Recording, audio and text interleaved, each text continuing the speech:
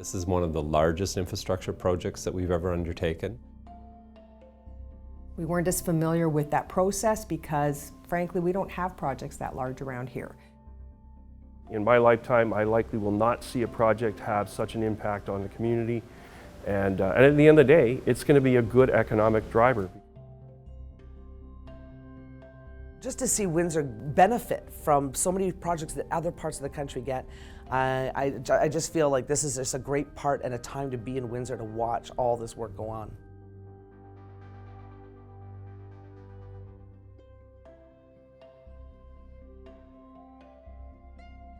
Windsor is Canada's southernmost city and the busiest land border crossing with the United States.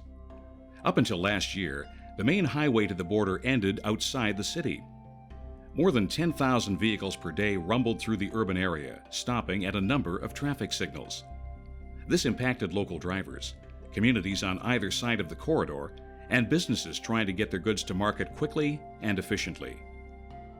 That all ended with the $1.4 billion Right Honorable Herb Gray Parkway. Herb Gray represented Windsor-West federally for an unprecedented 13 consecutive terms as a member of Parliament. He served in cabinet for 18 of his almost 40 years as an MP, ending his political career in 2002 as Deputy Prime Minister of Canada. He then served as Canadian Chair of the International Joint Commission, which deals with Canada-US environmental transboundary issues. The Parkway reflects the strong connection Canada and the U.S. have, a relationship Mr. Gray strengthened with his service.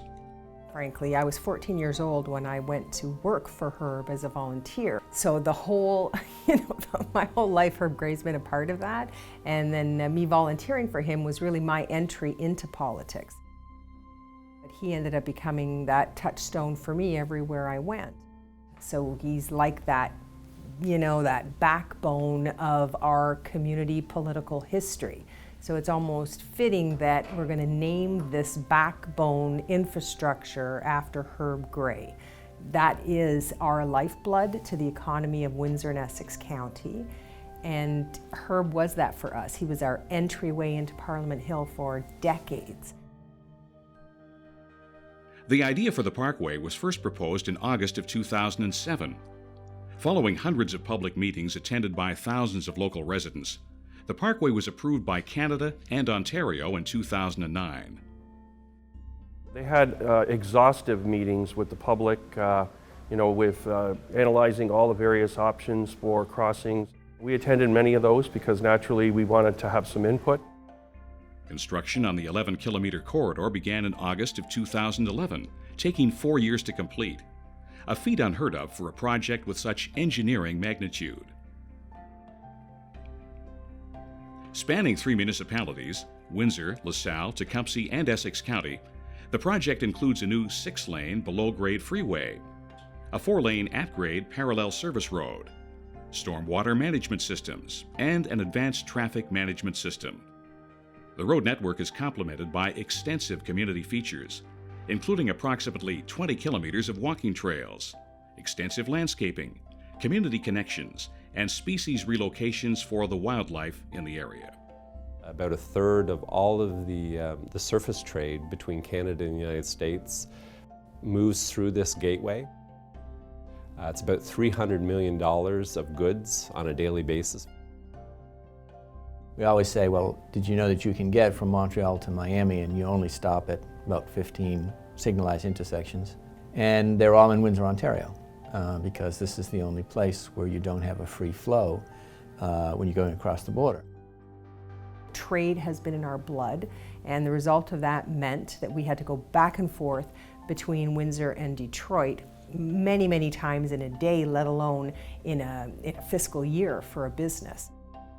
And for whatever historical reason that they didn't bring the 401 right to the border, we knew that we had to do that. So that creates a lot of friction going across the border. This is the busiest border crossing, and yet it's sort of the slowest one because of the fact that there isn't a highway-to-highway connection. For Ontario, for the province, this is one of the largest infrastructure projects that we've ever undertaken, and also at a local level and from an economic and transportation perspective. Prior to construction, utilities needed to be relocated, initial works needed to be conducted, and the team needed to purchase more than 900 properties, with hundreds of buildings requiring removal from the corridor. The Parkway team worked tirelessly to ensure the process was seamless and had limited impact to residents and businesses. I mean, naturally, it's such in huge magnitude. I mean, it's a 9-kilometer stretch of completely new build road. There was multiple phasings in order to maintain high levels of truck and pedestrian and car traffic throughout the site.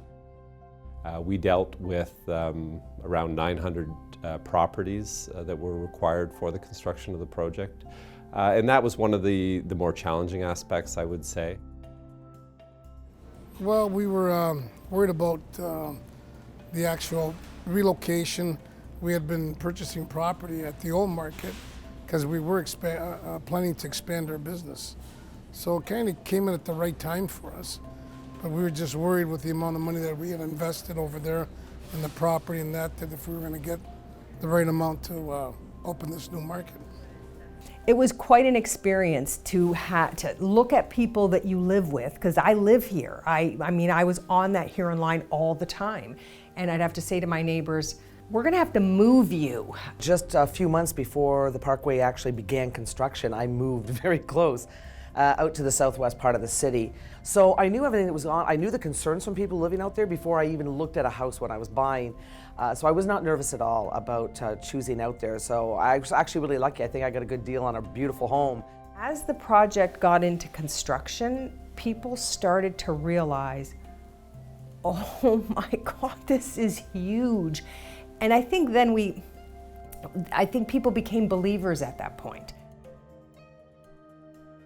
Business has picked up. I think the location is better because we're closer to the expressway now and more accessibility. We're purchasing some property next door and we're going to be expanding here. All of the planning that went into construction of the Parkway was important to get the project moving forward, but even the best planning needs a large workforce to support it. The environmental assessment for the Parkway was the most comprehensive study ever conducted by the Ontario Ministry of Transportation. The project created approximately 12,000 direct and indirect jobs for Canadians. Approximately 7,000 people were trained to work on the site daily, with thousands more in offices around the world contributing to design and construction. Bringing so many people together to work in one place had a spin-off effect in the local economy. We were able to build this project in just around 4 years, which is a real testament to all of the good work that everyone from all different teams that are involved really strongly signals the desire to get the work done in a timely manner. If you recall, when we finally got to the point where we were launching companies to become involved, our economy was suffering mightily. So we were really, really struggling. And if it weren't for the fact that our companies could see this opportunity coming for major construction, I don't know what would have happened to our community. There were literally thousands of jobs, hundreds, millions of man-hours really, from the trade unions, and so the spin-offs were great there. We had local content in the consulting engineering firms. And it was one of the few bright lights in our economy that we could point to and say, there, people are working. You're trying to get the work done quickly, while at the same time being sensitive to our neighbors.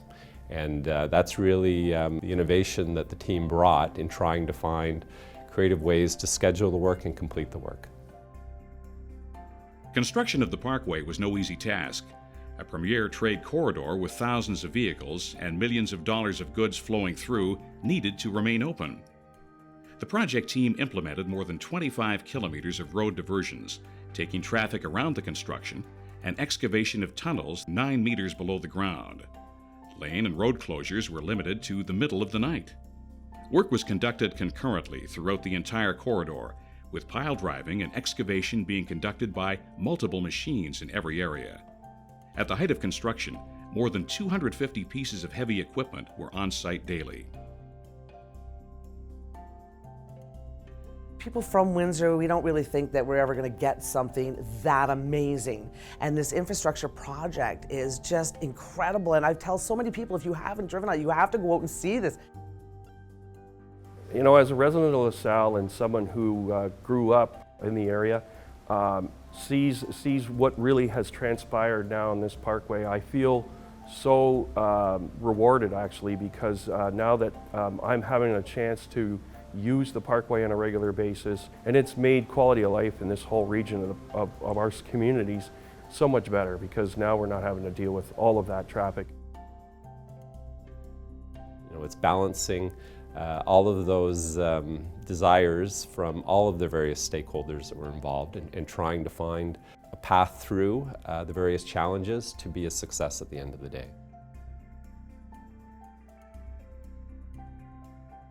Another interesting aspect is the 20 kilometers of recreational trail. So very unique for a provincial highway.